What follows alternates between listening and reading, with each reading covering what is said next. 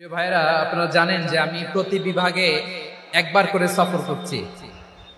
তো সেই সুবাদে রংপুর বিভাগের প্রোগ্রামটা আমি লালমনিরহাটে দিয়েছি এবং আমি আশ্বস্ত হয়েছিলাম যে লালমনিরহাটের প্রোগ্রাম খুবই গুছালো হবে, সুষ্ঠু হবে, শান্ত হবে।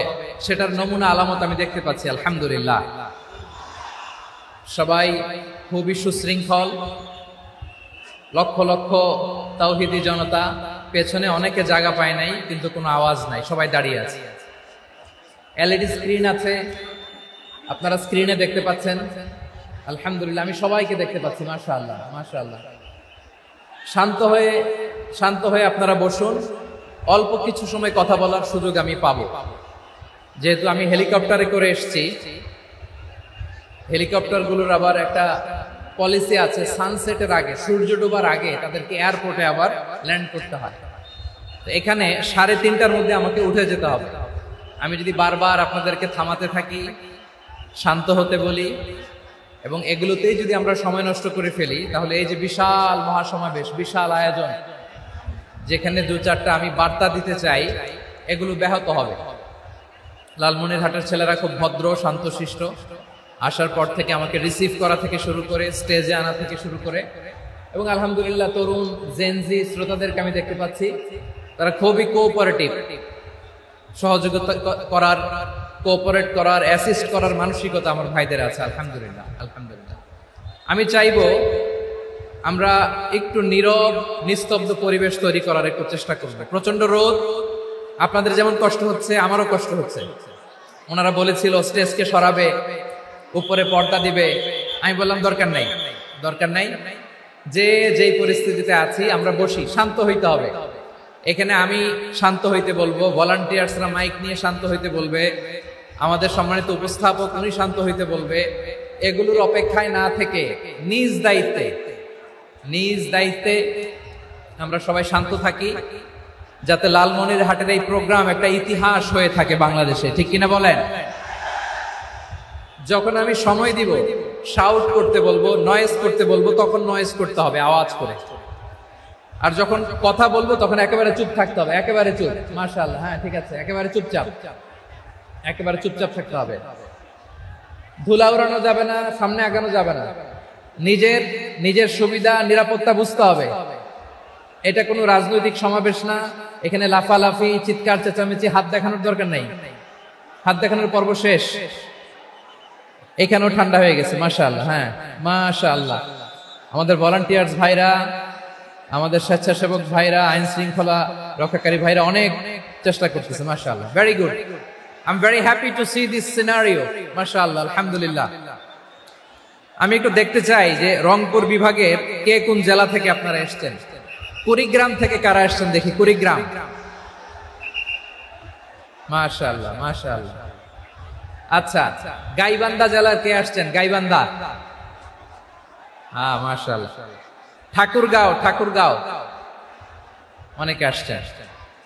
দিনাজপুর জেলা থেকে, মাশাআল্লাহ। নীলফামারী, ঠিক আছে, ফি আমানিল্লাহ।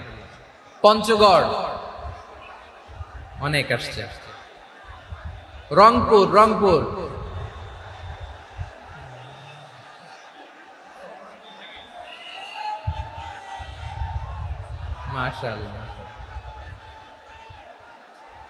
মাশাআল্লাহ, ঠিক আছে। লালমনিরহাটের কারা দেখি? লালমনিরহাট,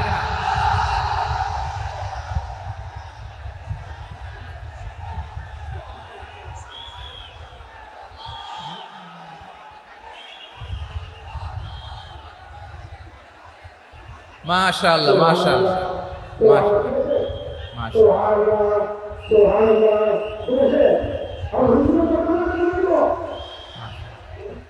ঠিক আছে।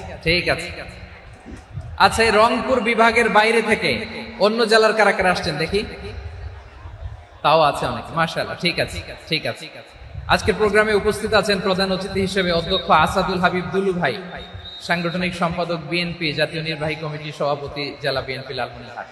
বিশেষ অতিথি হিসেবে আমাদের অনেক ভাইরা এসছেন, সবাইকে শুকরিয়া জানাই। সভাপতিত্ব করছেন জনাব আব্দুল হাকিম। আইন শৃঙ্খলা বাহিনী, প্রশাসন, ভলান্টিয়ার্স শুনেছি আমি প্রায় 5,000 ভলান্টিয়ার্স আপনারা নিয়োগ দিয়েছেন। আলহামদুলিল্লাহ, আলহামদুলিল্লাহ। অনেক গোছালো প্রোগ্রাম। আমার প্রাণ ঢালা ভালোবাসা জানবেন, আমার হৃদয়ের গহীন থেকে ভালোবাসা নিবেন, শুভেচ্ছা জানবেন সবাই। ঠিক আছে, ঠিক আছে। প্রিয় ভাইরা, আমরা আর কাল বিলম্ব না করে মূল আলোচনায় চলে যেতে চাই। আজকে যে টপিকের উপর আমি কথা বলবো, টপিকটা হচ্ছে peaceful coexistence and communal harmony, শান্তিপূর্ণ সহাবস্থান এবং সাম্প্রদায়িক সম্প্রীতি। আমাদের বাংলাদেশে সাম্প্রদায়িক সম্প্রীতি আছে না নাই? আবহমান কাল থেকে আমরা মুসলিম, হিন্দু, বৌদ্ধ, খ্রিস্টান, পাহাড়ি, নৃগোষ্ঠী মিলেমিশে একাকার, আমরা সবাই মিলে বাংলাদেশ। আওয়াজ করে বলেন ঠিক কিনা? আমাদের পারস্পরিক সম্প্রীতি, ভালোবাসা, সৌহার্দ্যপূর্ণ আচরণ, বোঝাপড়া, এটা বেশ মজবুত, বেশ মজবুত। তবে মাঝে মাঝে আমাদের এই সম্প্রীতির ভেতরে অনেকে ফাটল ধরাতে চায়। আমরা যে সুখে আছি, শান্তিতে আছি, এটা অনেকের ভালো লাগে না, ঠিক কিনা বলেন? আমাদের মধ্যে সাম্প্রদায়িক সম্প্রীতি, সৌহার্দ্যপূর্ণ আচরণ, ভালোবাসা, এটা আবহমান কাল ধরে আছে। তার প্রমাণ, আমরা তাফসিরুল মাহফিলের আয়োজন করলে আমাদের হিন্দু ভাইরা ডিস্টার্ব করেন, ঠিক কিনা? এবং আমি যদি বলি হাত তোলেন, হিন্দু ধর্মের কারা কারা এসেছেন, কত শত কত হাজার যে হাত উঠবে, আপনি অবাক হয়ে যাবেন। আমি চাচ্ছি না হাত উঠাতে। খুলনাতে সর্বশেষ যে আমি প্রোগ্রাম করে গেলাম, সেখানে কয়েকশো হিন্দু ভাই আসছে আমাদের আলোচনা শুনতে, আলহামদুলিল্লাহ। অনেক বৌদ্ধরা আসে, অনেক খ্রিস্টানরা আসে। এবার সফরেও অনেক হিন্দু ভাইরা আমার সাথে দেখা করেছে। তারা বলেছে, হুজুর আমরা আপনার আলোচনা শুনি, আলহামদুলিল্লাহ বলেন। So it's our responsibility to present our religion to our non-Muslim brothers and sisters.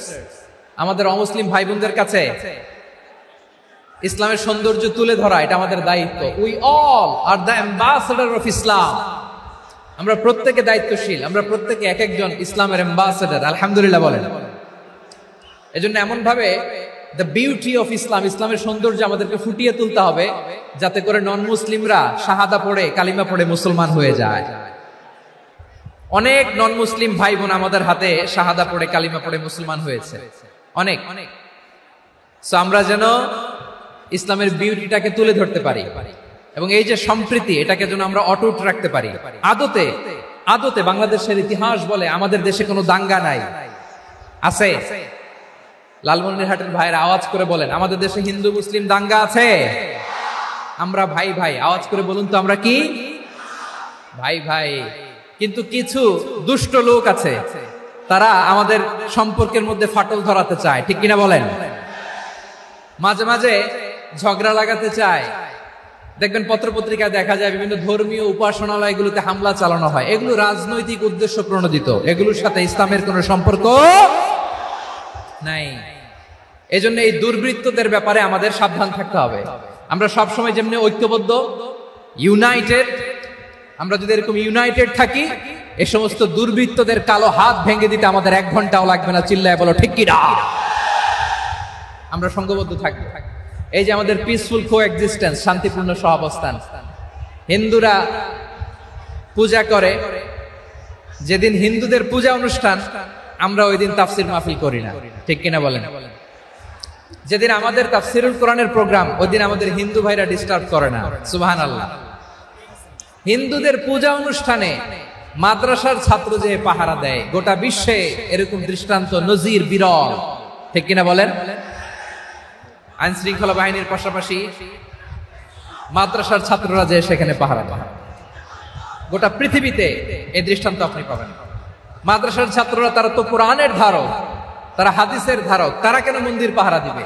এই সম্প্রীতিকে ধরে রাখার জন্য, এই সৌহার্দ্যকে ধরে রাখার জন্য, আমাদের পারস্পরিক ভালোবাসাকে অটুট রাখার জন্য। আওয়াজ করে বলতে হবে ঠিক কিনা? এখন বলেন, আমাদের এই ভালোবাসা অটুট থাক, আমরা চাই কি চাই না?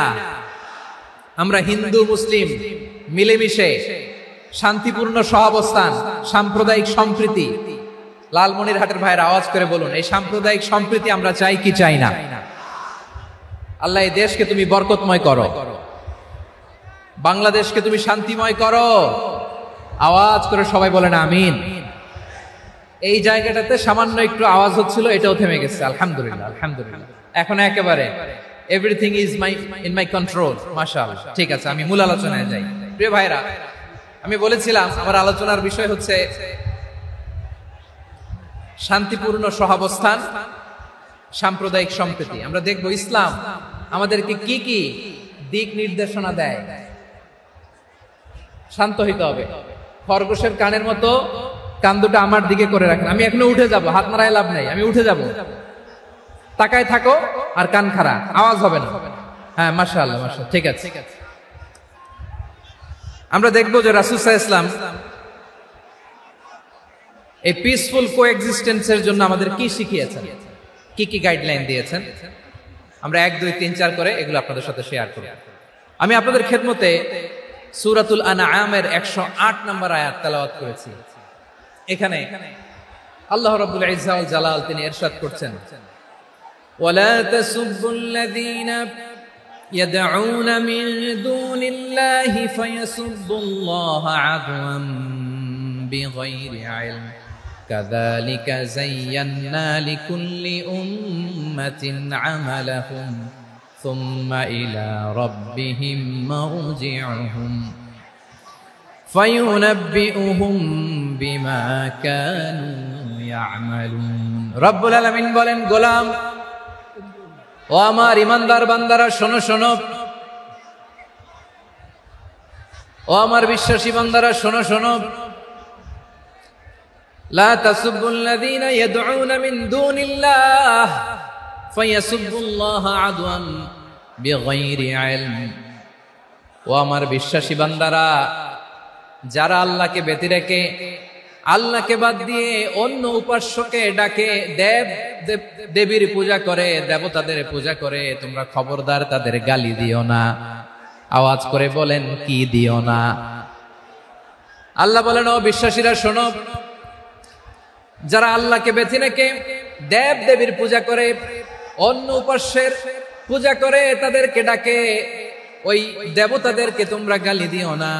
যদি ওই দেবতাদেরকে গালি দাও তাহলে ভুলবশত, শত্রুতাবশত তারা তোমাদের রব আল্লাহকে গালি দেবে, ঠিক কি না? তোমরা যদি তাদের দেবতাদের গালি দাও, ওরা রেগে তোমার আল্লাহরে গালি দিবে, তাহলে আল্লাহরে গালি খাওয়ানোর কারণ হয়ে গেলাম আমি, ঠিক কি না? বলেন।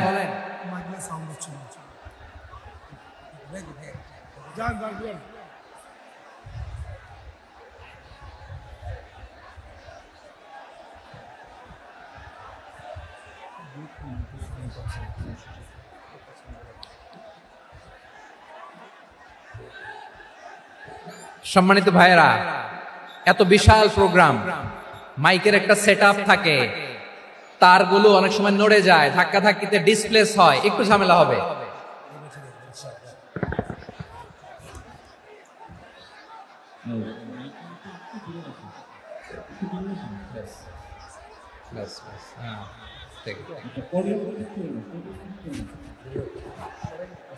ঠিক আছে, একটু একটু সমস্যা হবে মাঝে মাঝে। আপনারা শান্ত থাকলে, শান্ত থাকতে হবে।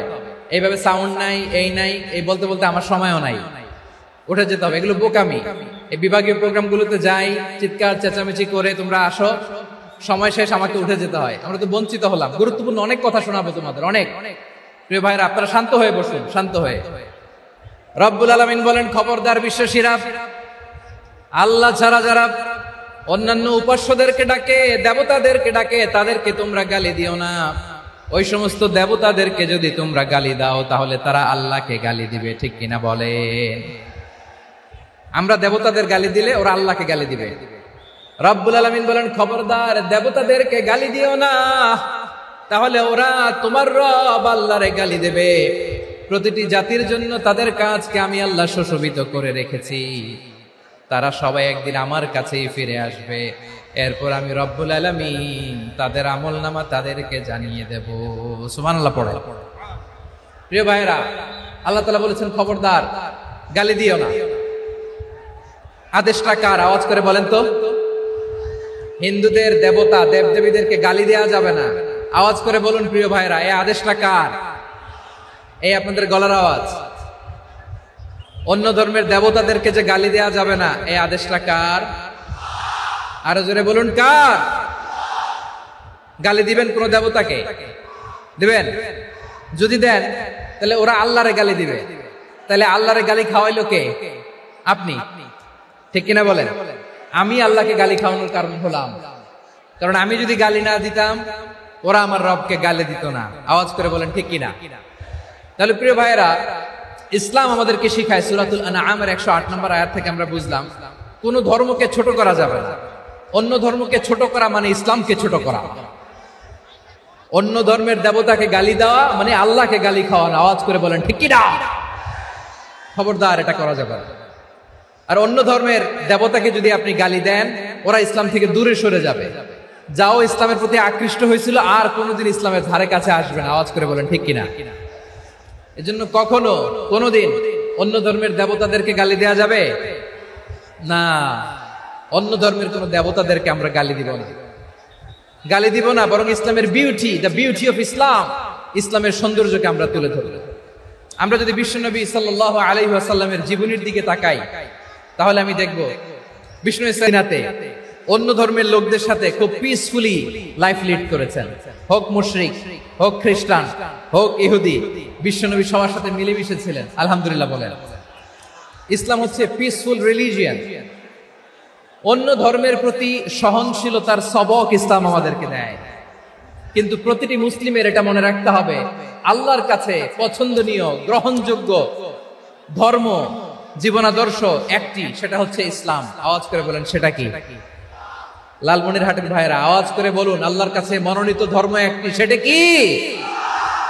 এজন্য রব্বুল আলামিন বলেন, ইন্নাদ-দীনা ইনদাল্লাহিল ইসলাম, আল্লাহর কাছে মনোনীত গ্রহণযোগ্য অ্যাকসেপ্টেড ধর্ম মতাদর্শ একটা, সেটা হলো ইসলাম।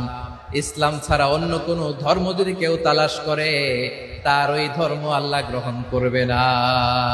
ওমাইয়াবতাগি গায়রাল ইসলামি দীনান ফালাই ইউকবালা মিন ওয়া হুয়া ফিল আখিরাতি মিনাল খাসিরিন।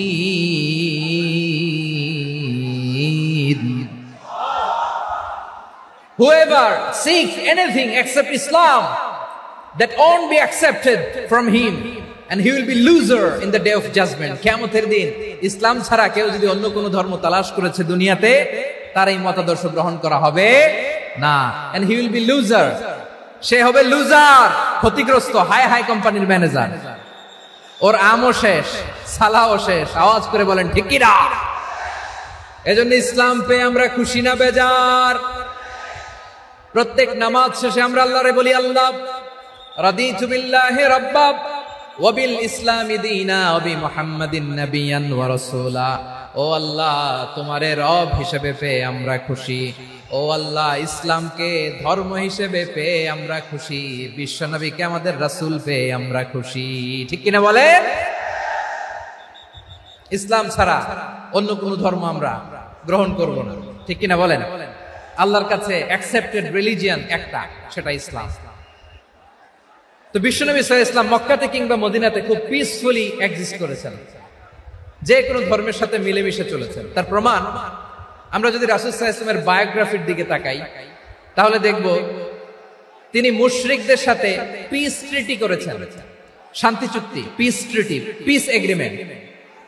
আপনারা হুদাইবিয়ার সন্ধির নাম শুনেছেন? আমার লালমনিরহাটের কলিজার টুকরা ভাইয়েরা, হুদাইবিয়ার সন্ধির নাম আপনারা শুনেন নাই? 6ষ্ঠ হিজরিতে বিষ্ণু সাল্লাল্লাহু আলাইহি ওয়াসাল্লাম মুশরিকদের সাথে এই ট্রিটি করেছেন, চুক্তি। কাদের সাথে? মুশরিকদের সাথে। আমরা তো মুসলমান বসতে পারি না। আমরা দুই মুসলিম ভাই, এগ্রিমেন্ট অফ হুদাইবিয়া, শান্তি চুক্তি।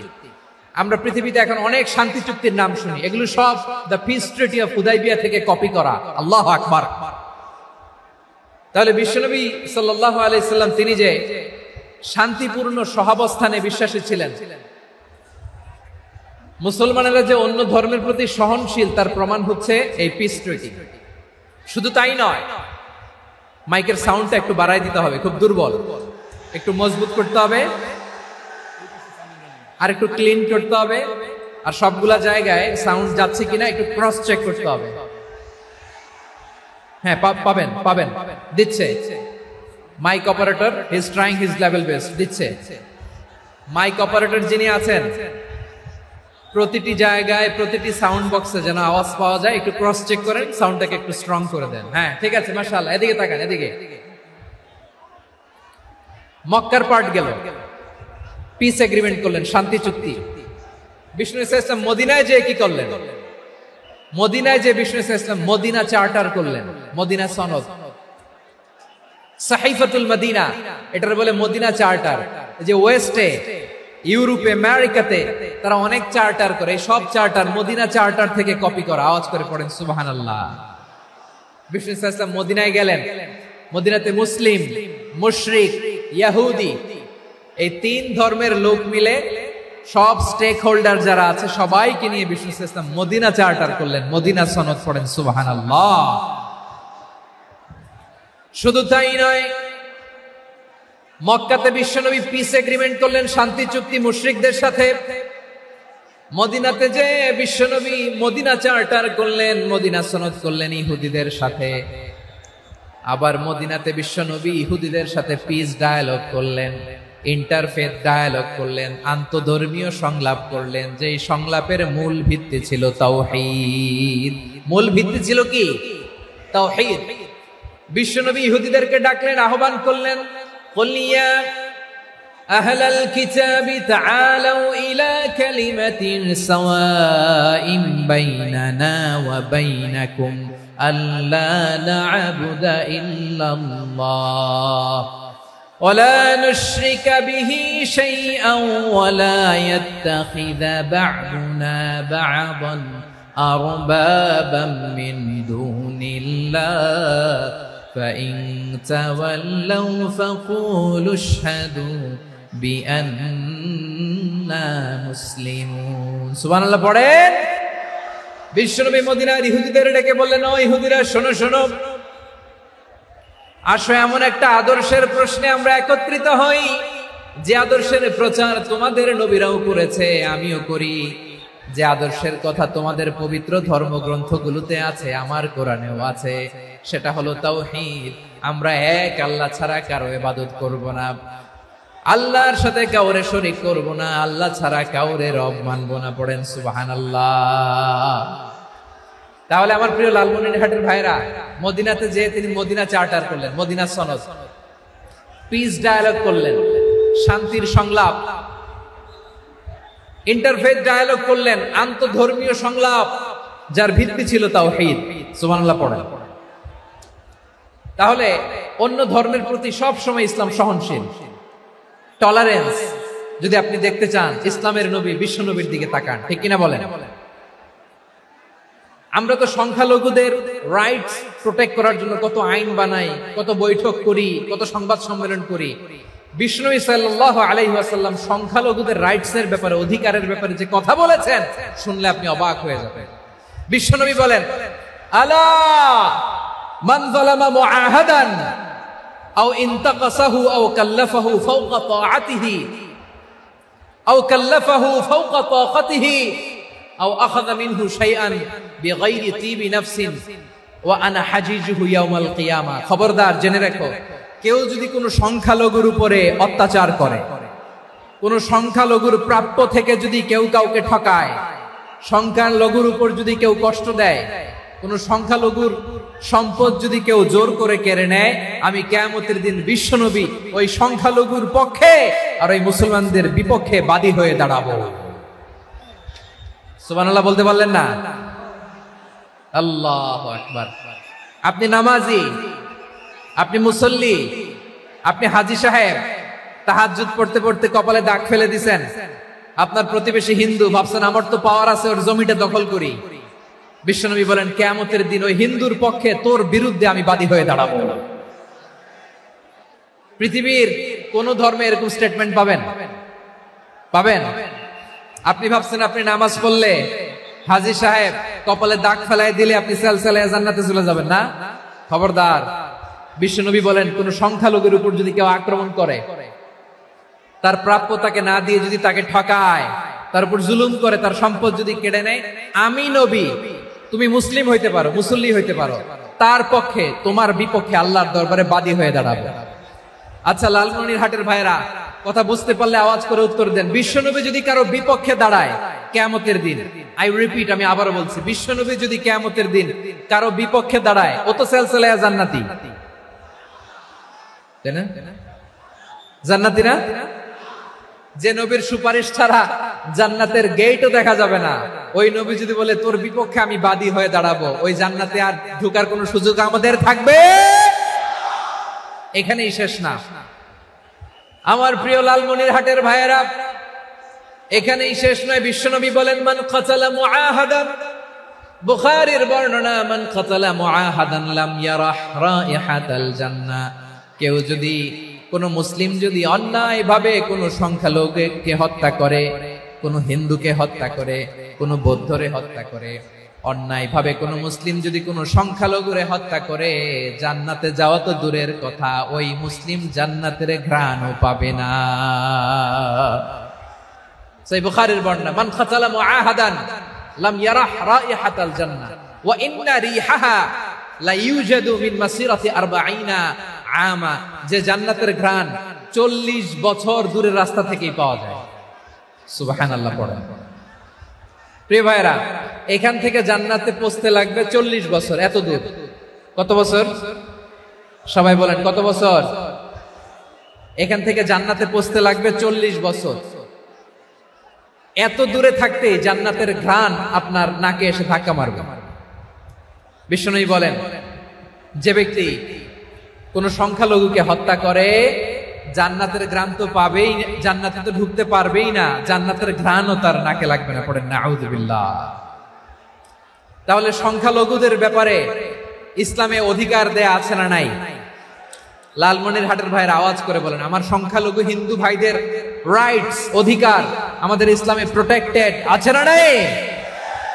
এখানেই শেষ না। বিষ্ণু ইসলাম আপনার অমুসলিম প্রতিবেশীর সাথে ভালো আচরণ করতে বলেছে।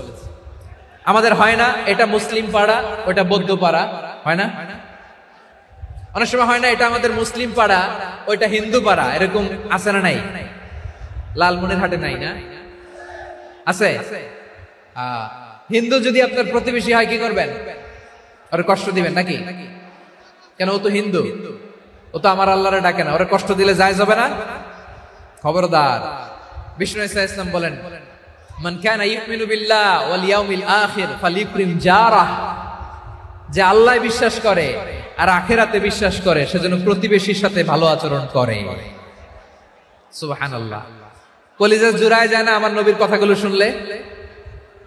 যে আল্লাহ বিশ্বাস করে, যে আখিরাতে বিশ্বাস করে, সেজন্য প্রতিবেশীর সাথে ভালো আচরণ করে। এখানে বলছে মুসলিম প্রতিবেশী বলছে, নামাজি প্রতিবেশী বলছে, আল্লাহওয়ালা প্রতিবেশী বলছে না। প্রতিবেশী আস্তিক হোক নাস্তিক হোক, প্রতিবেশী মুমিন হোক মুশরিক হোক, প্রতিবেশী হইলেই তার সাথে ভালো আচরণের দরকার আছে না নাই? আমার প্রিয় লালমনিরহাটের ভাইয়েরা, বিষ্ণু ইসলাম ওনার ইহুদি প্রতিবেশীদের দেখাশোনা করতেন।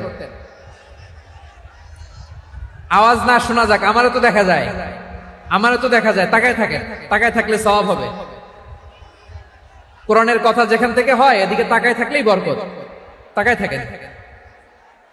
জি জি, মাইক, আমি তো আর মাইক ঠিক করতে আসি না এদিকে, এই মাইক ঠিক করব, ওই মাইক ঠিক করব, ওদিকে পাইলট বলবে হুজুর চলে আসেন। জি বসুন, বসুন, মাশাআল্লাহ। হ্যাঁ, খুব শান্ত, ঠিক আছে।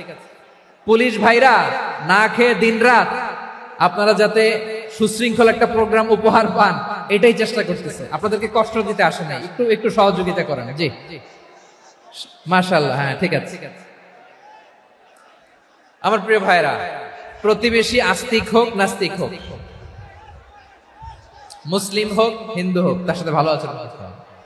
বিষ্ণু ইসলাম ওনার ইহুদি প্রতিবেশীর বাসায় যেতেন। কোন প্রতিবেশী? ইহুদি। আওয়াজ করে বলেন, কোন প্রতিবেশী? ইহুদি। এক ইহুদি কিশোর বিষ্ণু ইসলামের খেদমত করতে, ইহুদি ছেলে আমার নবীর খেদমত করত। তারা ছিল নবীর প্রতিবেশী। তো অনেকদিন হয় ইহুদি ছেলেটা আসে না। বিশ্বনবী খোঁজ দিলেন, ঘটনা কি? একটা ইহুদি ছেলে না আমার খেদমতে আসতো, ছেলেটা কই? খোঁজ নিয়ে জানলেন ছেলেটা অসুস্থ। বিষ্ণু ইসলাম ওই ইহুদির বাড়িতে চলে গেলেন ওই ছেলেটাকে দেখা করার জন্য, ভিজিট করার জন্য। সুবহানাল্লাহ পড়বেন না? গেলেন, যে দেখে ইহুদি ছেলেটা মুমূর্ষ, জান জান যায় যায় ভাব, বিছানায় পড়ে আছে, তার বাবা দাঁড়ানো।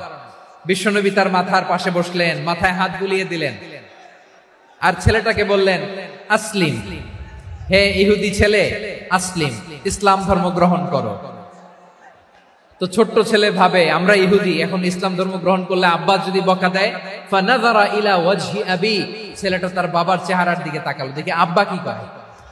আব্বা যদি বলে তাইলে ইসলাম ধর্ম গ্রহণ করবে। ইহুদি ছেলেটা তার বাবার দিকে যখন তাকালো, ওর বাবা বলে, আতি আবুল কাসিম, আবুল কাসিম যা বলে তাই করো। আবুল কাসিম হচ্ছে বিষ্ণু ইসলামের একটা কুনিয়াত, উপনাম। আমার রাসূলের বড় ছেলের নাম ছিল কাসেম।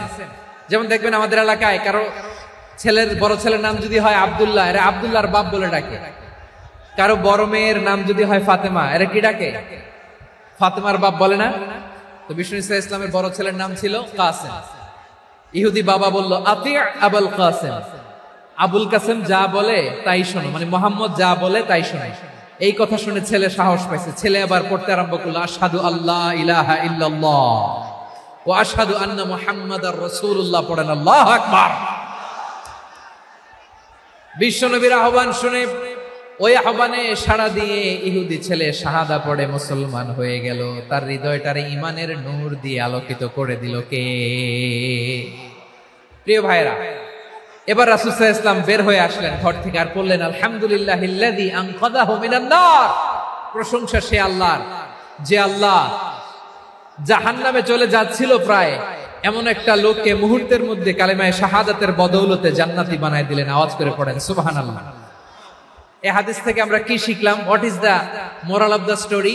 এক নম্বর স্টোরি হলো, প্রতিবেশী ইহুদি হোক হিন্দু হোক, যাবেন, সুসম্পর্ক রাখবেন, উপহার দিবেন, বিপদে পাশে দাঁড়াবেন, তাইলেই তো আপনাদের প্রতি, মুসলমানদের প্রতি তারা আকৃষ্ট হবে, ঠিক কিনা বলেন? আপনি যদি হিন্দুদের সাথে বৌদ্ধদের সাথে নাই মিশেন, নাস্তিকের কাছে নাই যান, তো ইসলামের সৌন্দর্যটা ওরা বুঝবে কেমনে? আমার অনেক হিন্দু পরিচিত ভাই আছে, ওরা আমাদের ইফতারির প্রোগ্রামে এসে একসাথে ইফতারি করে। অনেক মদখোর আমার সাথে বসে একসাথে ডিনার করে, হাফ প্যান্ট পরা, গলায় স্বর্ণের চেইন, হাতে স্বর্ণের ব্রেসলেট, আইসা আমার সাথে ডিনার করছে, আছে এরকম। গাঁজাখোর, আমি বলে আসো, welcome welcome to my dinner, আসো বসো, বসলেই তো আমি ওর ডিএনএ, চিন্তার ডিএনএ চেঞ্জ করে দেওয়ার সুযোগ পাবো। চিল্লায় বলো ঠিক কি না? আসতে হবে আমার কাছে। Our door is open, the door of Islam is open 24/7. সব সময় আমাদের ইসলামের দরজা আমার অমুসলিম ভাইদের জন্য খোলা আছে না নাই?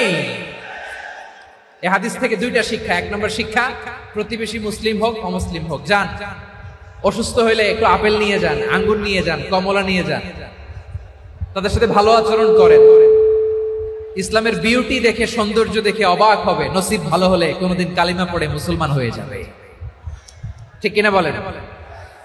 তাহলে অমুসলিমের সাথে ভালো সম্পর্ক। বিশ্বনবী ইহুদির বাড়িতে গেলেন, ইহুদির বাড়ি, আর আমার মুসলমান ভাই আমার কাফের বলে, এরকম আছে না নাই?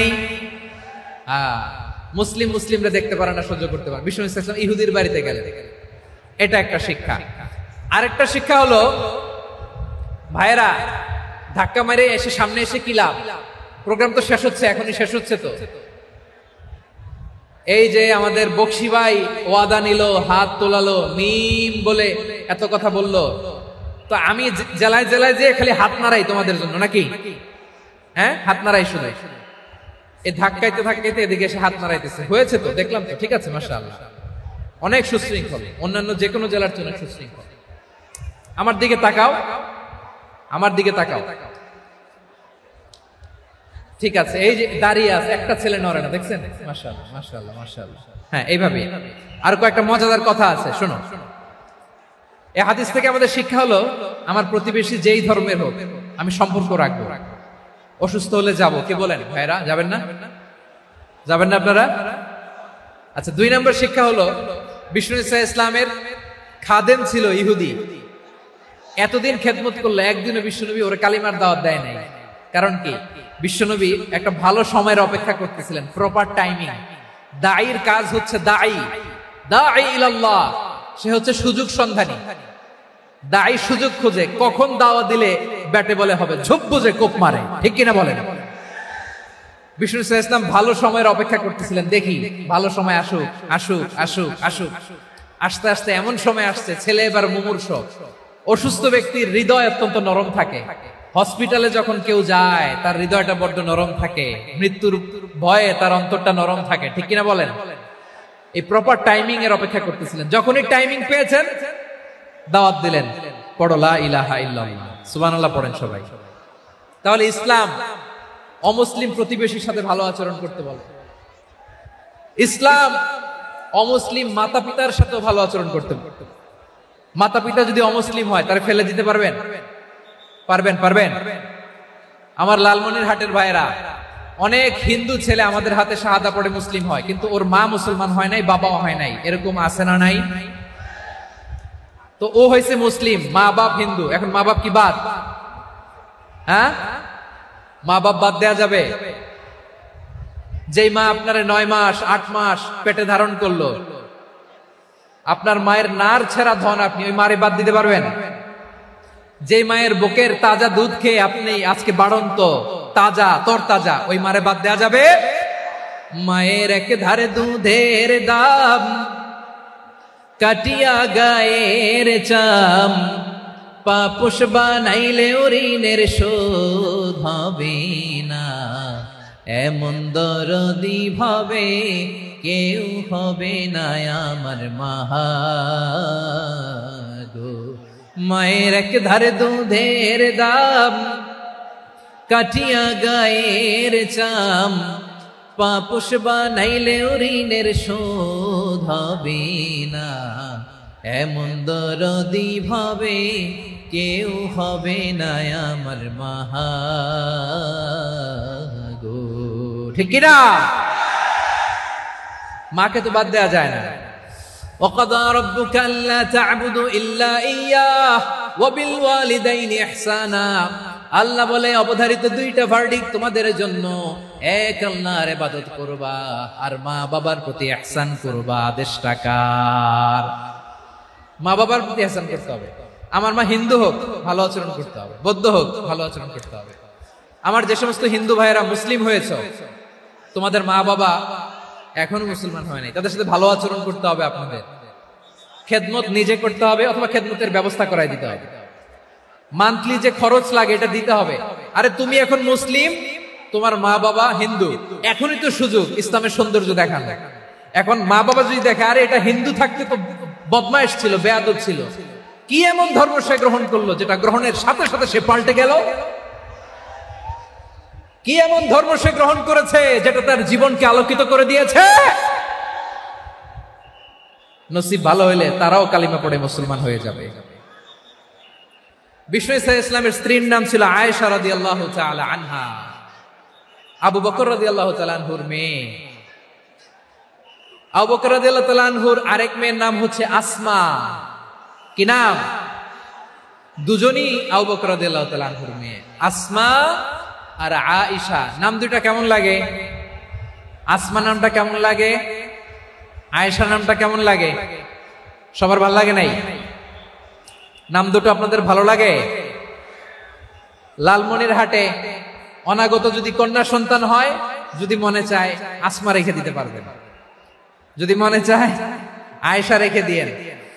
দেশে বিদেশে এয়ারপোর্টে রাস্তা ঘাটে শুধু বলে, হুজুর একটা নাম দেন, আমার ছেলের একটা নাম দেন, মেয়ের একটা নাম দেন। তো আমার মনে আছে যশোরের আদ্দিনের মাহফিলে আমি একটা দুইটা নাম দিয়েছিলাম। আজকে লালমনিরহাটের এই প্রোগ্রামে কন্যা সন্তান যদি হয়, দুটা নাম দিলাম, আসমা কিংবা আয়েশা। ইনশাআল্লাহ পড়েন।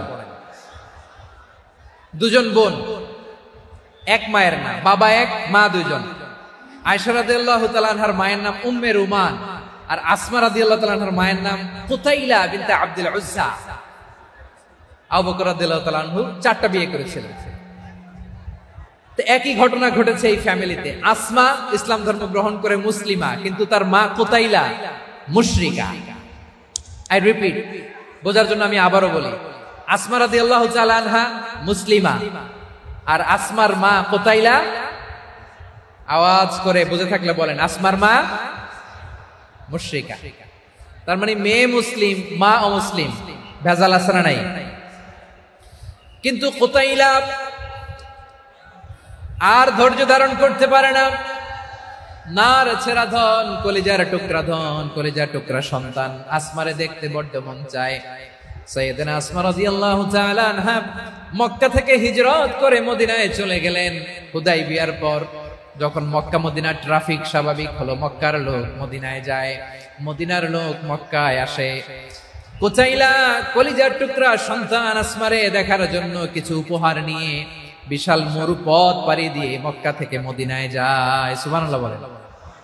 এখন মা আসছে মেয়ের সাথে দেখা করতে, মেয়ে তো আর দেখা দেয় না। মেয়ে ভাবছে আমার মা তো মুশরিকা, অপবিত্রা, তার সাথে কি দেখা দেয়া যাবে? বিশ্বনবীর দরবারে চলে গেলেন। সুবহানাল্লাহ বলেন। কি সৌভাগ্যবান ছিল তারা, মাসলা জানার দরকার হলেই নবীর দরবারে চলে যেত। ঘরে বউয়ের সাথে ঝগড়া হলে নবীর দরবারে চলে যেত।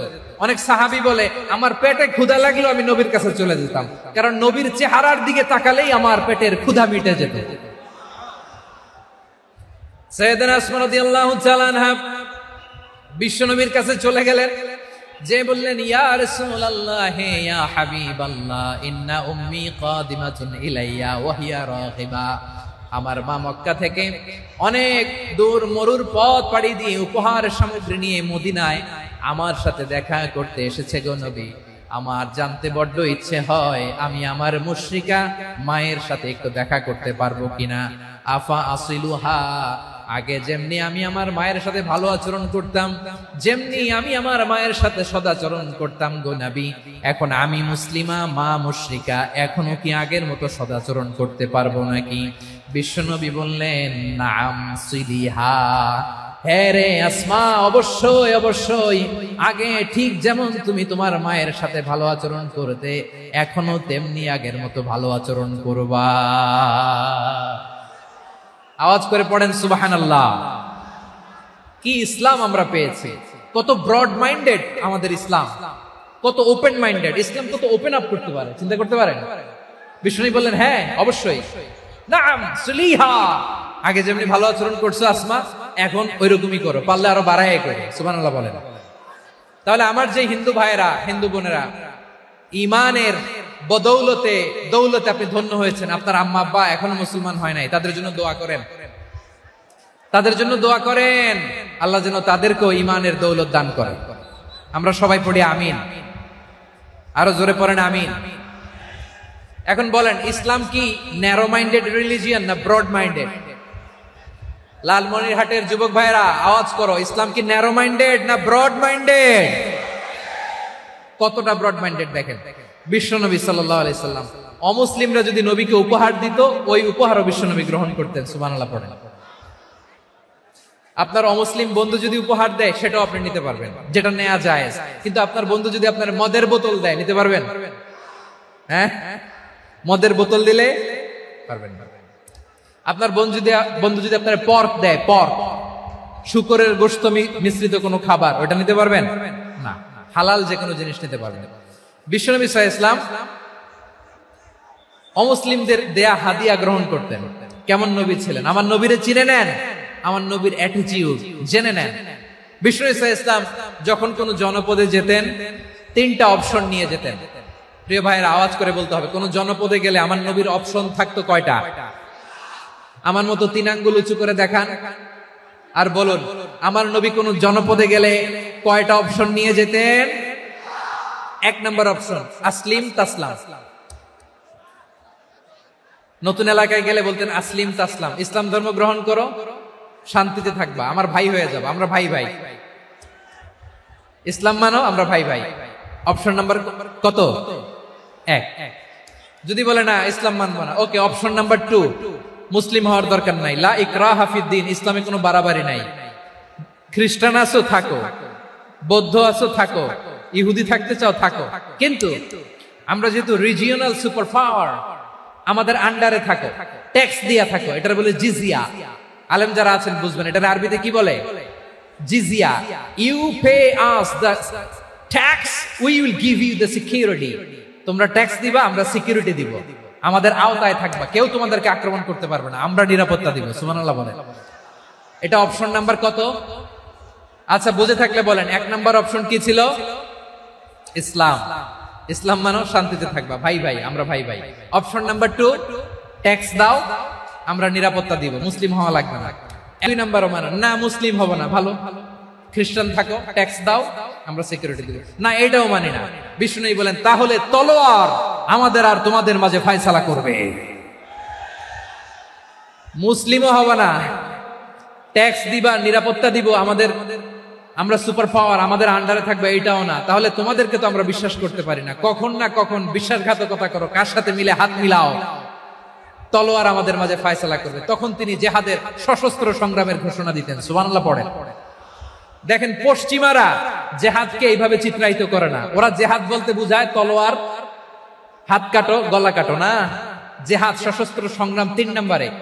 অধিকাংশ ক্ষেত্রেই বিশ্বনবীর সুন্দর আচরণ দেখে, আরে আমার নবীর যে নুরানি চেহারা, অনেকে তো কেবল সিরেফ চেহারাটা দেখেই কালিমা পড়ে মুসলমান হয়ে গিয়েছে। যারা মুসলিম হয় নাই তারা তাদের ইসলামেই বলবৎ ছিল, ট্যাক্স দিয়ে ইসলামের আন্ডারে ছিল। যারা এটাও মানে নাই ওইটাও মানে নাই, তাদের বিরুদ্ধে জেহাদ। বিষ্ণু ইসলাম 7ম হিজরিতে যখন খায়বার বিজয়ের পরে ইসলাম রিজিওনাল সুপার পাওয়ার হিসেবে আত্মপ্রকাশ করলো, বিশ্বনবী চিঠি লিখলেন অন্যান্য সুপার পাওয়ারের কাছে, রাষ্ট্রীয় চিঠি লেখে এক রাষ্ট্রপ্রধান আরেক রাষ্ট্রপ্রধানের কাছে, ঠিক কিনা বলেন? জানেন না আপনারা? এই যে 24-এর ছাত্র নাগরিক অভ্যুত্থানে, এই অভ্যুত্থান যখন শুরু হয়, আমি তখন সাউথ আফ্রিকাতে, একটা স্ট্যাটাস দিয়েছিলাম, কোটা নয় গোটা দেশ সংস্কার করা লাগবে। শুধু বাংলাদেশ নয়, সারা বিশ্বের বাংলা ভাষাভাষী লোকেরা এই আন্দোলনের সাথে সমর্থন তারা করেছে, এটাকে সাপোর্ট করেছে, তারা সমর্থন দিয়েছে। আমাদের ইউনাইটেড আরব আমিরাতের বাংলাদেশি ভাইয়েরা তারা সেখানে রাস্তায় নেমে এসেছিল, জানেন? ওইখানে ডেমনস্ট্রেশন করা যায় না, সেখানকার সরকার তাদেরকে যাবজ্জীবন দিয়েছিল। তখন আমাদের এই যে প্রধান উপদেষ্টা ডক্টর মোহাম্মদ ইউনূস সরাসরি G2G বলে, এটারে G2G, government to government, G2G, উনি চিঠি লিখলেন যে তাদেরকে, ইউর হাইনেস, হে সম্মানিত আমির, আপনি আমার এই চিঠির কারণে আমার সম্মানে এই 53 জন বাংলাদেশিকে মাফ করে দেন। এই চিঠির বদৌলতে বেকসুর খালাস পেয়ে গিয়েছিল আমাদের ভাইরা, জানেন না এই ঘটনা আপনারা? তাহলে গভর্নমেন্ট টু গভর্নমেন্ট চিঠি দেওয়া হয়। 7ম হিজরিতে বিষ্ণু ইসলাম সব সুপার পাওয়ারের কাছে চিঠি দিলেন, রোমান সম্রাটের কাছে, পারস্য অধিপতির কাছে, মিশরের অধিপতির কাছে, সবার কাছে চিঠি লিখলেন। চিঠির ভাষা ছিল এরকম, মিন মুহাম্মাদিন রাসূলিল্লাহ ইলা মুকাওকিস আযীমিল কিবত, মুহাম্মদ রাসূলুল্লাহর পক্ষ থেকে মিশরের বাদশার কাছে, আসলিম তাসলাম, ইসলাম মানো শান্তিতে থাকবা, সালামুন আলা মান ইত্তাবাআল হুদা, শান্তি তার জন্য যে হেদায়েতের অনুসরণ করে। সুবহানাল্লাহ পড়েন। তো এই চিঠি অনেকে ভালোভাবে রিসিভ করেছে, অনেকে এই চিঠি পাওয়ার পরে নবীর কাছে আবার ইন রিটার্ন উপহার পাঠিয়েছে। কি পাঠিয়েছে? উপহার। মিশরের বাদশা মুকাওকিস তিনি বিশ্বনবীকে বিশাল এক উপহারের ডালি পাঠিয়েছেন। মিশরের বাদশা মুকাওকিস ছিলেন ধর্মে খ্রিস্টান। লালমনিরহাটের ভাইয়েরা আওয়াজ করে বলেন, মিশরের বাদশা ধর্মে কি ছিল? খ্রিস্টান। কি উপহার দিয়েছিল আমার নবীকে? শুনতে মনে চায়? আওয়াজ নাই লালমনিরহাটের গলায়, শুনতে মনে যায়? 1000 স্বর্ণমুদ্রা, 1000 স্বর্ণমুদ্রা। 2টা খ্রিস্টান দাসী, একজনের নাম মারিয়া বিনতে শামউন আল কিবতিয়া, আরেকজনের নাম সিরিন বিনতে শামউন আল কিবতিয়া। একজন খ্রিস্টান দাস 20 থান কাপড় জামা বানানোর জন্য, আমরা নবী যেন সেলাই করে জামা বানাতে পারে এজন্য 20 থান কাপড়, 20 থান ফাইন গার্মেন্ট। সুবহানাল্লাহ পড়বেন না? এরপরে একটা গাধা যেটার নাম ছিল উফাইর, আর একটা খচ্চর এটার নাম ছিল দুলদুল। খচ্চর চিনেন? গাধা আর ঘোড়ার ক্রসিং এ যে প্রাণীটা দুনিয়াতে আসে ওটার খচ্চর বলে। তো এই যে সুপার পাওয়ার খ্রিস্টান বাদশার কাছে নবী চিঠি লিখলেন, ওই খ্রিস্টান বাদশাহ আমার নবীকে উপহার দিল, বিশ্বনবী এই উপহারগুলো সানন্দে গ্রহণ করেছে। সুবহানাল্লাহ পড়বেন না? তাহলে অমুসলিম কেউ যদি আপনাকে উপহার দেয়, হালাল উপহার হলে আপনি গ্রহণ করতে পারবেন। অনুরূপ ভাবে পারস্যের বাদশাহ, রোম সম্রাট বিশ্বনবীকে উপহার পাঠিয়েছেন, আমার নবী সবগুলো উপহার গিফট গ্রহণ করেছেন। সুবহানাল্লাহ বলেন। তাহলে প্রিয় লালমনিরহাট, আওয়াজ করে বলুন, ইসলাম কি ন্যারো মাইন্ডেড রিলিজিয়ন না broad minded?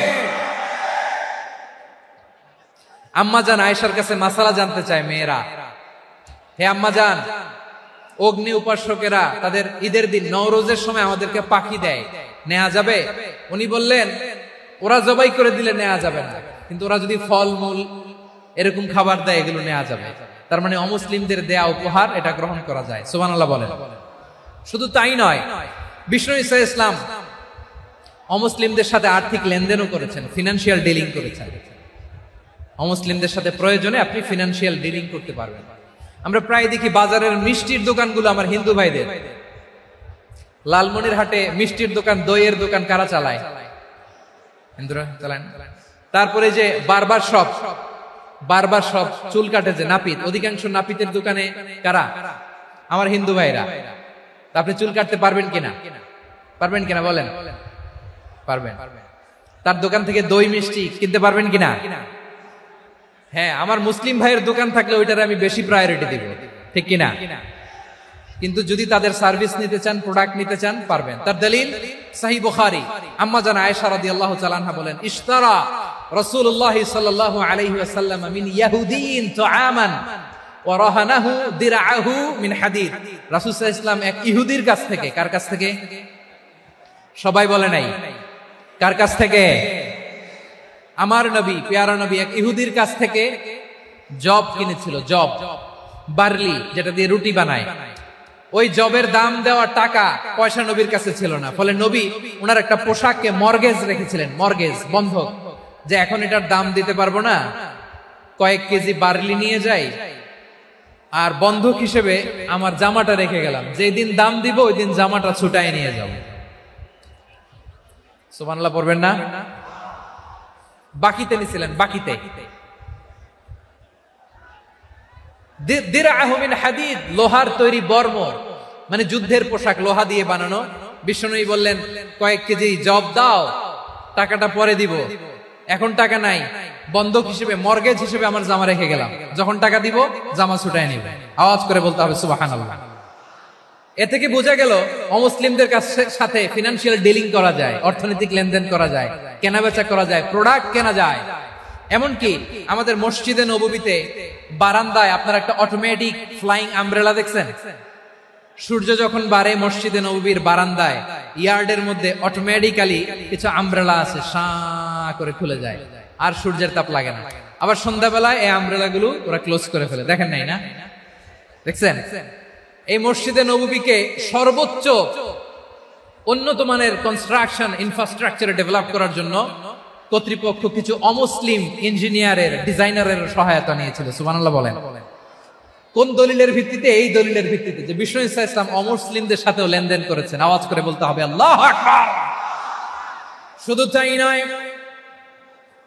In case of emergency, প্রয়োজনে ইসলামের খাতিরে, ইসলামকে সামনের দিকে এগিয়ে নিয়ে যাওয়ার জন্য অমুসলিমদের সাপোর্ট নেওয়া জায়েজ আছে। সুবহানাল্লাহ বলেন। অমুসলিমদের সাপোর্ট নেয়া, তাদের থেকে অর্থ নেয়া, পলিটিক্যাল সাপোর্ট, পলিটিক্যাল অ্যাসাইলাম নেওয়া জায়েজ আছে। আমাদের অনেক বিশ্ববরেণ্য দায়ীরা আমেরিকায় অস্থায়ীভাবে অ্যাসাইলাম নিয়ে থাকে, নিজের দেশে গেলে ফাঁসিতে ঝুলাই দিবে। যুগ যুগ ধরে দায়ীদের উপর এরকম অত্যাচার আর নির্যাতন আছে না নাই? মিশরের অনেক দায়ীরা পাশ্চাত্যে যেয়ে থাকে। এই যে তারা পলিটিক্যাল অ্যাসাইলাম নিয়ে থাকে, রাজনৈতিক আশ্রয়, এটা জায়েজ আছে না? এটা যে জায়েজ আছে তার প্রমাণ স্বয়ং বিশ্বনবী সাল্লাল্লাহু আলাইহি ওয়াসাল্লাম পলিটিক্যাল সাপোর্ট নিয়েছিলেন অমুসলিমদের কাছ থেকে। সুবহানাল্লাহ বলেন। খুব মজাদার একটা ঘটনা শুনবেন। আপনাদের আগ্রহ দেখে তো মনে হয় না শোনার ইচ্ছা আছে। আছে আছে, গলায় জোর আছে। লিল্লাহি তাকবীর, লিল্লাহি তাকবীর, নারে তাকবীর। মাশাআল্লাহ।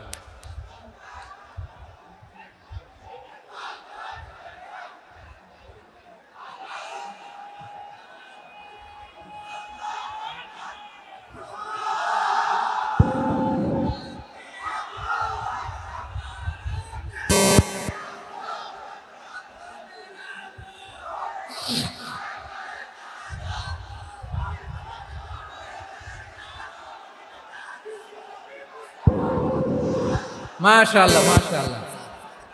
থামুন থামুন আমার ভাইরা, বিশ্বনবীর বয়স তখন প্রায় 51 বছর। কত বছর? বিশ্বনবীর সবচেয়ে কাছের মানুষ খাদিজা রাদিয়াল্লাহু তাআলা আনহা ইন্তেকাল করেছেন। বিশ্বনবী বড্ড কষ্ট পেলেন, হৃদয়টা ভেঙে খান খান। যিনি ঘরের ভেতরে বিশ্বনবীকে সান্ত্বনা দিতেন, ভালোবাসা দিতেন, বাইরে গেলে কুরাইশরা বকাঝকা করে, অত্যাচার করে, কিন্তু আম্মাজান খাদিজা রাদিয়াল্লাহু তাআলা আনহা ঘরটারে এমন শান্তির নীড় বানায় রেখেছেন, এই ঘরের ভিতরে ঢুকলে বিশ্বনবীর কলিজাটা ঠান্ডা হয়ে যেত। এজন্য রব্বুল আলামিন বলেন, খাদিজা, ও আমার বান্দি খাদিজা, জান্নাতে এমন স্পেশাল একটা ঘর আমি তোমার জন্য রেডি করে রেখেছি। ওই ঘরের মধ্যে কোনো আওয়াজ নাই, ওই ঘরের মধ্যে কোনো নয়েজ নাই, ওই ঘরে কোনো বিশৃঙ্খলা নাই। কারণ মক্কার জমিনে আমার নবী কুরাইশদের বিশৃঙ্খলা, নয়েজ আর ঝামেলাগুলোকে উপেক্ষা করে যখন তোমার ঘরের ভিতরে ঢুকতো, ঘরটারে তুমি শান্তির নীড়, ঠান্ডা, নীরব, নিস্তব্ধ, নিঝুম আর শান্তির নীড় বানিয়ে রেখেছো। এজন্য জান্নাতে স্পেশাল একটা শান্তির নীড় আমি তোমারে উপহার দেব। ওই প্রিয়তমা স্ত্রী খাদিজা ইন্তেকাল করলেন, বিশ্বনবীর হৃদয় ভেঙে খান খান। আবার ওনার চাচা আবু তালেব ইন্তেকাল করলেন, যিনি পলিটিক্যাল শেল্টার দিতেন নবীকে। কে দিতেন? আবু তালেবের ভয়ে, বিশ্বনবীর এই চাচার ভয়ে কোন মুশরিক নবীর গায়ে হাত দেওয়ার সাহস পায় নাই। এখন স্ত্রীও নাই, চাচাও নাই, নবীকে আশ্রয় দেওয়ার কেউ নাই। নবীর চারদিকে অন্ধকার, নবী এখন কই যাবেন? আমার পেয়ারা নবী নতুন স্টেশন খুঁজতেছেন, নতুন দাওয়াতি প্ল্যাটফর্ম খুঁজতেছেন। তিনি যায়েদ বিন হারেসা রাদিয়াল্লাহু তাআলা আনহুকে নিয়ে মক্কার পাশের একটা নেইবরিং সিটি তায়েফে চলে গেলেন। কোথায় চলে গেলেন? লালমনিরহাটের ভাইয়ের আওয়াজ করে বলেন, কোথায় গেলেন? তায়েফে চলে গেলেন দিনের দাওয়াত দেওয়ার জন্য। কি দেওয়ার জন্য? নাকি জমি কিনতে গেছিলেন? জমি কিনতে, দুনিয়ার যশ খ্যাতির জন্য, নিজের কোনো লাভের জন্য? তায়েফবাসীদেরকে জাহান্নামের আগুন থেকে বাঁচানোর জন্য। আওয়াজ করে বলতে হবে, ঠিক কিনা? বিশ্বনবী বিশাল মরুপথ, পাহাড়ি পথ পাড়ি দিয়ে তায়েফের মরুজমিনে গেলেন কোরআনের দাওয়াত নিয়ে, ইমানের দাওয়াত নিয়ে। কিন্তু তায়েফের লোকেরা বিশ্বনবীর দাওয়াতকে শুধু প্রত্যাখ্যান করেই থামে নাই, তারা বিশ্বনবীর সাথে অত্যন্ত খারাপ আচরণ করেছে। বিশ্বনবীকে শারীরিকভাবে হেনস্থা করেছে, আমার নবীকে শারীরিকভাবে অত্যাচার করেছে, আমার পেয়ারা নবীর গায়ে পাথর মেরেছে, বিশ্বনবীর গা বেয়ে ঝরঝর করে রক্ত ঝরেছে, নবী জামিনের মধ্যে লুটিয়ে পড়েছেন, আবার মেরেছে, আবার নবী হাঁটতে শুরু করলেন, পেছন থেকে আবার মেরেছে, আবার নবী রক্তাক্ত হয়ে জামিনের মধ্যে লুটিয়ে পড়লেন, আবার মেরেছে। বিশ্বনবীর মতো এত সুশ্রী মানব, বিশ্বনবীর মতো এত শুভ্র মানব, বিশ্বনবীর মতো এমন চমৎকার দেহাবয়ব দিয়ে রব্বুল আলামিন কাউকে বানান নাই। এরকম চমৎকার মানুষটাকে তারা তায়েফের ওই জমিনে রক্তাক্ত করেছে। বিশ্বনবী দুনিয়ার কোনো স্বার্থের জন্য সেখানে যান নাই, নিজের কোনো লাভের জন্য, প্রাপ্তির জন্য যান নাই, তায়েফবাসীদের জাহান্নামের আগুন থেকে বাঁচাতে গিয়েছেন। ঠিক কিনা বলেন? খেয়ে না খেয়ে দিন প্রচারের কাজে নিজেকে দিয়েছ বিলিয়ে, তায়েফের কাফিরেরা চিনল না সে আলো, দুষ্ট ছেলেদের পিছু দিল লেলিয়ে, পাথরের আঘাতে ক্ষত বিক্ষত হয়ে সারা শরীর থেকে রক্ত ঝরে। হে রাসূল তোমাকে ভুলি আমি কেমন করে, হে রাসূল তোমাকে ভুলি আমি কেমন করে। পারেন না আপনারা? ধরুন আমার সাথে, হাজার ব্যথা বেদনার পরে ফিরে আসনি তুমি আপন ঘরে, দিনের আলো তুমি ছড়িয়ে দিতে চলে গেলে মদিনায় মক্কা ছেড়ে। হে রাসূল তোমাকে ভুলি আমি কেমন করে, হে রাসূল তোমাকে ভুলি আমি কেমন করে। ঠিক কিনা বলেন? প্রিয় ভাইরা, তায়েফের ছেলেরা নবীকে রক্তাক্ত করলো। আমার নবী কই যাবে? কই যাবে? মক্কায় জায়গা নাই, তায়েফে জায়গা নাই। তায়েফ থেকে ভারাক্রান্ত মন নিয়ে আমার নবী মক্কায় ফিরে আসলেন। বিশ্ব নবী মক্কায় ঢুকতে পারেন না। মক্কার মরুভূমির দিকে তাকিয়ে, উপত্যকার দিকে তাকিয়ে বিশ্বনবী ধা ধা করে কাঁদেন, ঝরঝর করে। নবীর চেহারা মোবারক থেকে চোখের পানিগুলো বেয়ে বেয়ে পড়ে। আমার জন্মস্থান, আমার শৈশব, কৈশোর, যৌবন কেটেছে এই মক্কায়। আমার এলাকায় আমি ঢুকতে পারি না। বিশ্বনবী মক্কার অনতি দূরে দাঁড়িয়ে জায়েদকে পাঠালেন, জায়েদ যাও দেখো কেউ আমাকে সাপোর্ট করার মতো আছে কিনা, যাও অমুকের কাছে যাও। জায়েদ গেলেন, তারাও প্রত্যাখ্যান করে ফিরিয়ে দেয়। বিশ্বনবী বললেন যাও অমুক লোকের কাছে যাও, তিনিও প্রত্যাখ্যান করে ফিরিয়ে দিলেন। কেউ বিশ্বনবীকে আশ্রয় দিতে রাজি হয় না। নিজ জন্মভূমিতে বিতাড়িত বিশ্বনবী, সর্বশেষ বিশ্বনবী বললেন যাও মুতঈম ইবনে আদির ঘরে যাও। মুতঈম ইবনে আদি মুশরিক, তার কাছে যাও। গেলেন, মুতঈম ইবনে আদি রাজি হয়ে গেল। সুবহানাল্লাহ বলেন। দেখেন, অনেক বিপদের সময়ও আমি নিজে সাক্ষী, সামাজিক ভাবে, রাজনৈতিক ভাবে কত ঝঞ্ঝা, কত ষড়যন্ত্র, কত কনস্পাইরেসি পারি দিয়ে আমাদেরকে সামনে এগিয়ে যেতে হয়।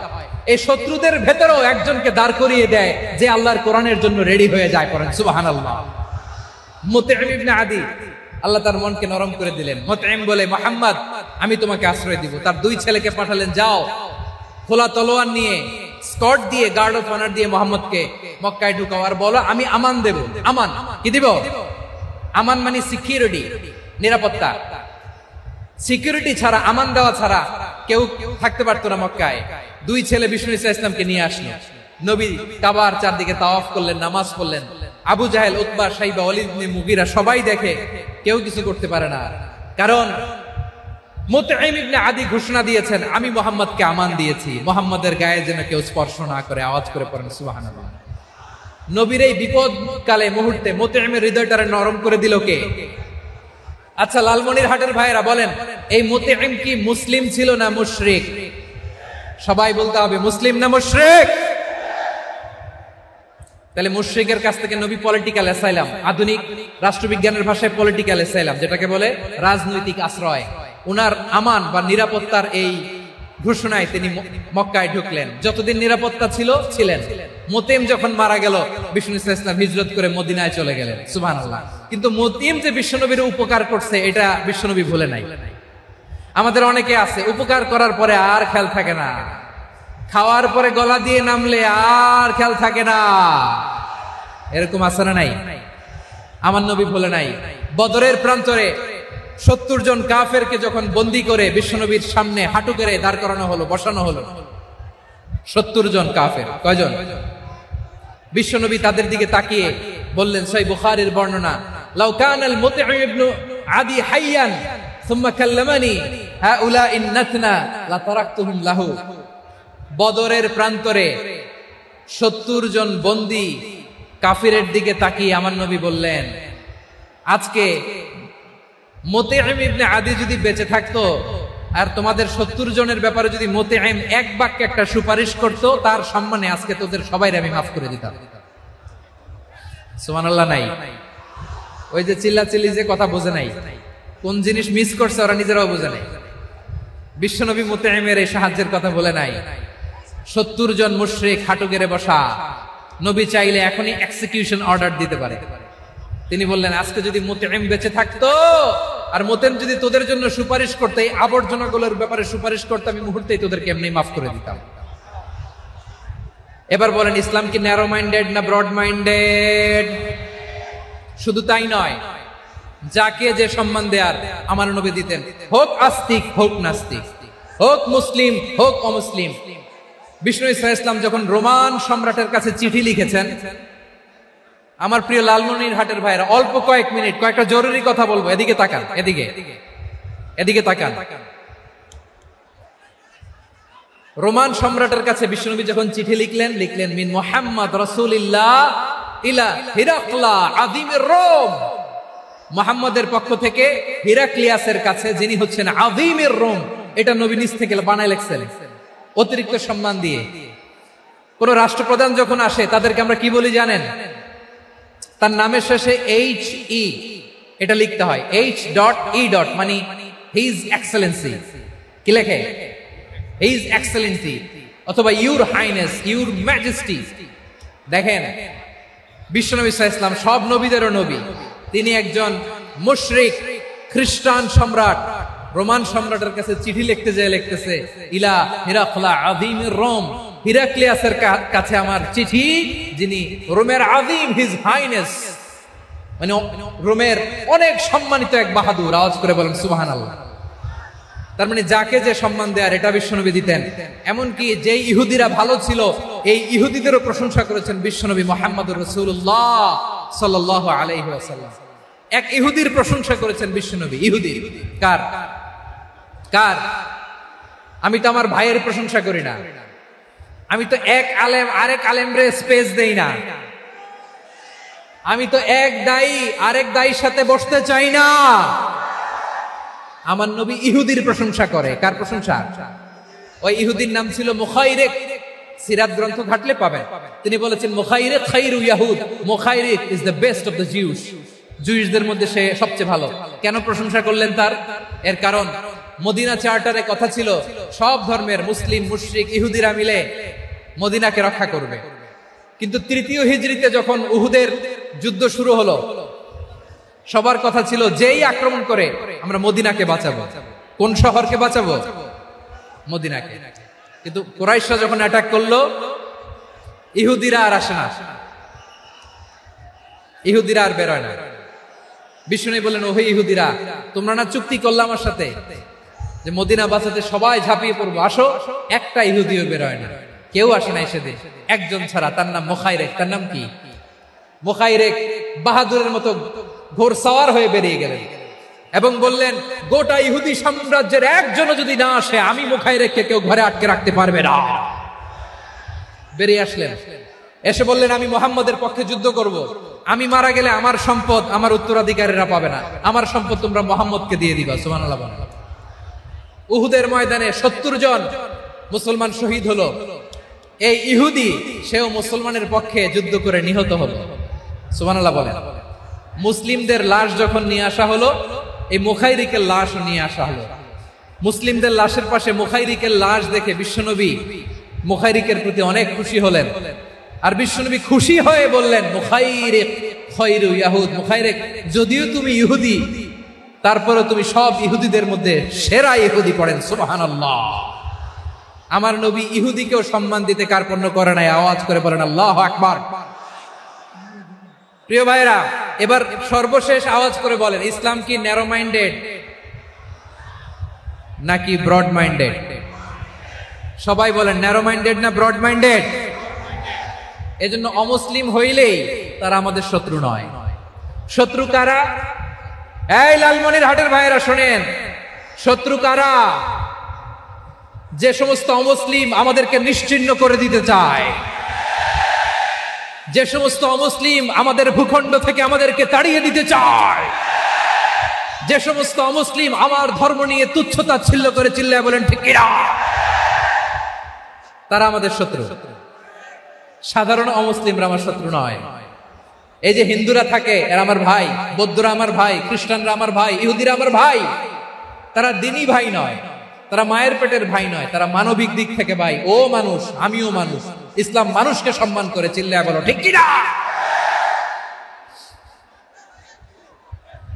যারা আমাদের অস্তিত্বকে নিশ্চিহ্ন করতে চায়, যারা আমাদের ভূখণ্ডকে দখল করতে চায়, যারা আমাদেরকে নিয়ে মকারি করে, ফান করে, টিটকারি করে, আমার ধর্ম নিয়ে খেলা করে, তাচ্ছিল্য করে, ওদের বিরুদ্ধে আমাদের জিহাদ। সাধারণ মুসলিম আমাদের শত্রু নয়। আপনি জানেন নিউ ইয়র্কে, আমি তো নিউ ইয়র্কে ছিলাম অনেকদিন, ওখানে ফিলিস্তিনিদের পক্ষে যখন আমরা মিছিল করেছি, অনেক ইহুদি আমাদের সাথে মিছিলে দাঁড়িয়েছে। কারণ ওরাও জানে এই ভূখণ্ড ফিলিস্তিনিদের ভূখণ্ড। আওয়াজ করে বলো লালমনিরহাট ঠিক কিনা। ইসরায়েলের রাজধানী খোদ তেল আবিবে অনেক ইহুদিরা বেঞ্জামিন নেতানিয়াহু তার বিরুদ্ধে মিছিল করেছে। তো তারা কি আমাদের শত্রু? না। অনেক খ্রিস্টান আমাদের সাথে, আমাদের স্বার্থ রক্ষায় আমাদের পাশে দাঁড়িয়েছে। খেয়াল রাখবেন, হিন্দু আর হিন্দুত্ববাদ এক নয়, ইহুদি ধর্ম আর জায়নিজম এক নয়। জায়নিজমের বিরুদ্ধে আমাদের সংগ্রাম, আমাদের জেহাদ, চিল্লায় বলেন ঠিক কিনা? এই যে ফিলিস্তিনের ভাইয়েরা, তারা তাদের স্বাধীনতা সংগ্রামের জন্য লড়াই করছে, করে যাচ্ছে, আমরা এটাকে সমর্থন জানাই, চিল্লায় বলেন ঠিক কিনা? কাশ্মীরের ভাইয়েরা স্বাধীনতার জন্য সংগ্রাম করছে, আমরা সেই সংগ্রামকে সমর্থন জানাই, আওয়াজ করে বলো ঠিক কিনা? যারাই আমাদের ইসলামকে নিশ্চিহ্ন করতে চায় তাদের বিরুদ্ধে আমাদের সংগ্রাম, আওয়াজ করে বলতে হবে ঠিক কিনা? ওই সমস্ত দুর্বৃত্তদের সাথে আমাদের কোনো সম্পর্ক নাই। আমরা যদি ঐক্যবদ্ধ থাকতে পারি, ওই দুর্বৃত্তরা চান্স পাবে না। আমরা ঐক্যবদ্ধ থাকতে রাজি আছি। লালমনিরহাটের ভাইয়েরা, আমরা ঐক্যবদ্ধ থাকলে ওই দুর্বৃত্তদের কালো হাত ভেঙে দিতে আমাদের সময় লাগবে না। তাদের কালো হাত ভেঙে দিতে রাজি আছে মুসলমান? কারা কারা রাজি? দু হাত তুলে দেখা।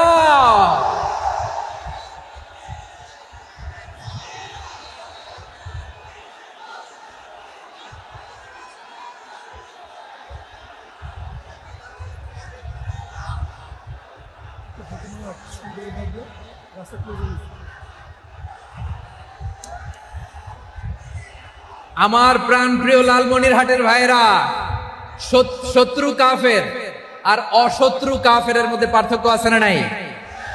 আবু তালেব মুশরিক, আবু জাহেল মুশরিক, কিন্তু দুই মুশরিকে পার্থক্য আছে না নাই? আবু তালেব নবীর চাচা, মুশরিক, মারা গিয়েছে মুশরিক অবস্থায়, কিন্তু আজীবন আমার নবীকে আগলে রেখেছে, আমার নবীকে সাপোর্ট করেছে, ভালোবেসেছে। আবু জাহেল মুশরিক, মারা গিয়েছে মুশরিক হিসেবে, আজীবন আমার নবীর বিরুদ্ধাচারণ করেছে।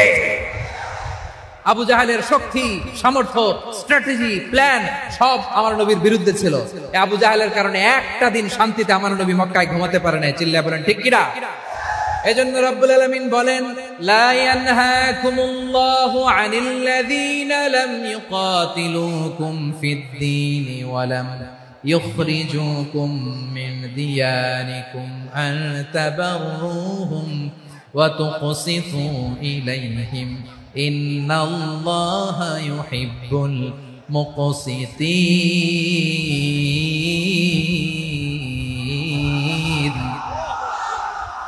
আল্লাহ বলে, গোলামেরা শোনো শোনো, যে সমস্ত অমুসলিম তোমাদের সাথে ধর্মযুদ্ধে লিপ্ত হয় না, তোমাদের বিরুদ্ধে যে সমস্ত অমুসলিম অস্ত্র ধরে না, যে সমস্ত অমুসলিম তোমাদেরকে তোমাদের জন্মস্থান থেকে, ভূখণ্ড থেকে তাড়িয়ে দেয় না, তাদের সাথে ভালো আচরণ করতে আমি আল্লাহ নিষেধ করি নাই।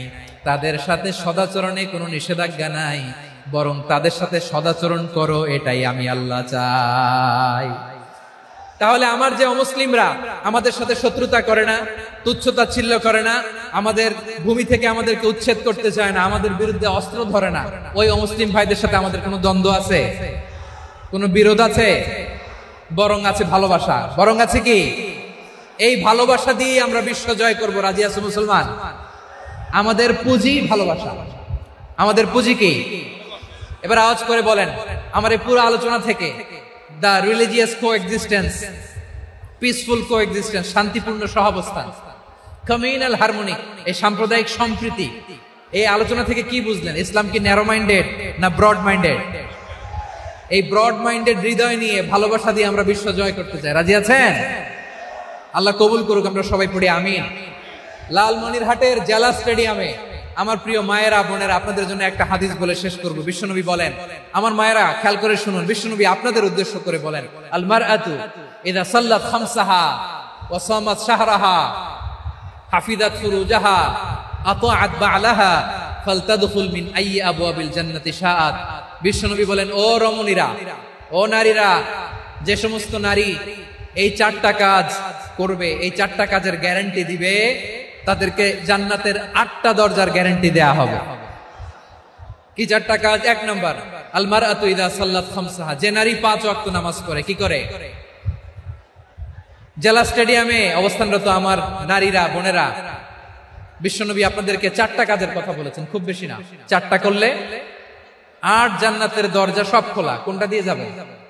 যেটা দিয়ে মনে চায়। 1 নাম্বার 5 ওয়াক্ত নামাজ। আমার বোনেরা জোহরের নামাজ পড়তে পড়তে এটা আসরে নিয়ে যায়, আসর পড়তে পড়তে এটা মাগরিবে নিয়ে যায়। এরকম আছে না নাই? লালমনিরহাটে হয়তো নাই। আমার বোনেরা এটা করবেন না। ইন্নাস সালাতা কানাত আলাল মুমিনিনা কিতাবাম মাওকুতা, সময় মতো পড়বেন। সামাদ শাহরা, রমাদানের রোজাগুলো রাখবেন। হাফিজাত ফুরুদি, the managing director of this institution, চিল্লায় বলেন ঠিক কিনা? চাইলেই পারেন ঘরটারে জান্নাতের টুকরা বানাতে। 5 ওয়াক্ত সালাত, রমাদানের রোজা, নিজের চরিত্রের হেফাজত, ও আতাআত বালাহা, স্বামীর আনুগত্য। এটাতে অনেকে ভুল করে থাকে। হায় রে আমার বোনেরা, স্বামীর আনুগত্যকে এটা নিজের অপমান মনে করবেন না। আপনার স্বামী আপনার সবচেয়ে বড় গার্ডিয়ান, তিনি আপনার সবচেয়ে ভালো চায়। নারী কখনো গার্ডিয়ানশিপের বাইরে থাকতে পারে না। হয় আপনি বাবার গার্ডিয়ানশিপের ভেতরে, বাপ না থাকলে ভাই আপনার গার্ডিয়ান, ভাই না থাকলে চাচা গার্ডিয়ান, বিয়ের পরে আপনার স্বামী আপনার গার্ডিয়ান। শরিয়া সম্মত স্বামীর আদেশগুলো আপনি মেনে চলবেন, কিন্তু শরিয়া বিরুদ্ধ কোনো আদেশ মানতে আপনি বাধ্য নয়। আওয়াজ করে বলুন সবাই ঠিক কিনা? এই 4টা কাজ যদি কোন নারী করে, বিষ্ণুই বলেন জান্নাতের 8টা দরজা খোলা, তোমার যেটা দিয়ে মনে চায় সেটা দিয়ে জান্নাতে তুমি এন্ট্রি নিতে পারবা। আমরা এখানে লালমনিরহাটের সোহরাওয়ার্দী ময়দানে আজকে যেমন একত্রিত হতে পারলাম, আল্লাহর জান্নাতেও যেন একত্রিত হতে পারে। আল্লাহ তুমি তৌফিক দান করো।